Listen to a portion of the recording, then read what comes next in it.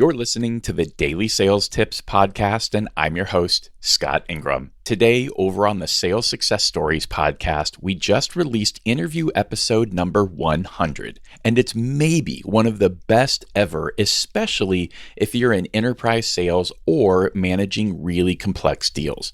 The full interview is just shy of 2 hours, but here's just a 3-minute taste of my conversation with Lisa Palmer, who in Q2 alone helped to close $44 million in business. Here it is. When I first got into selling, I had spent a great deal of my career on the buyer side. So I've been in technology my entire career, and I was on the tech side and sat in that buyer's chair many, many times. And what I knew from sitting in that chair is that the buying process was very purchasing oriented. It was make all the right steps, follow the right rules to get things through the process. What surprised me when I got onto the sales side of the table was how much time I had to spend internally convincing and getting buy-in from those inside of my organization. That was actually quite a surprise to me. I thought that it was going to be this very staid process like what I had experienced when I was on the buyer side of the table, and that is not the case. These complex selling environments require tremendous amount of internal management, of expectations, of resources, and frankly, politically making sure that you are staying in alignment with what your internal organization is trying to achieve at the same time that you're having just as complex a conversations with all of the moving parts on the buyer side.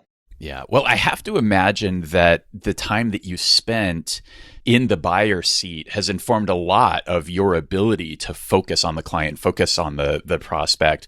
What does that look like? Like, how are you thinking about them as you're structuring your pursuit? First, I'm incredibly empathetic. Having sat in their chair, one of the things I think that we overlook from a selling perspective is the risk that these individuals face in their daily pursuits. There are so many individuals who are not looking for those buyers to be successful. And if they fail, the odds of them losing their employment, and certainly in today's times facing a pandemic, if they fail, the results of that are painful, right? They will literally lose their jobs over it.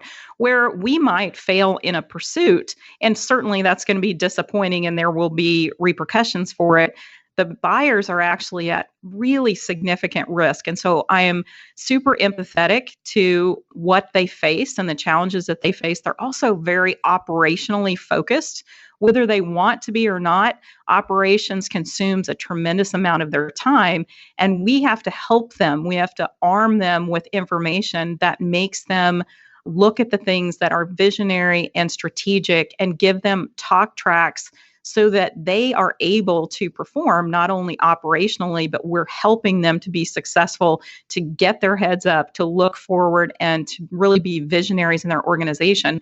And if you're a strong selling partner, you're helping them to do that. Hopefully you're already subscribed to the Sales Success Stories podcast, and I really hope you'll take the time to listen to the full interview. It truly is something special.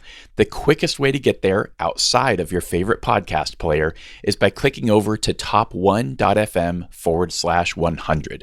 Normally, I'd say come on back tomorrow for another great sales tip, and of course, that's what we'll have for you, but I'll forgive you if you get wrapped up in that episode and it takes an extra day or two for you to come back here. Thanks for listening.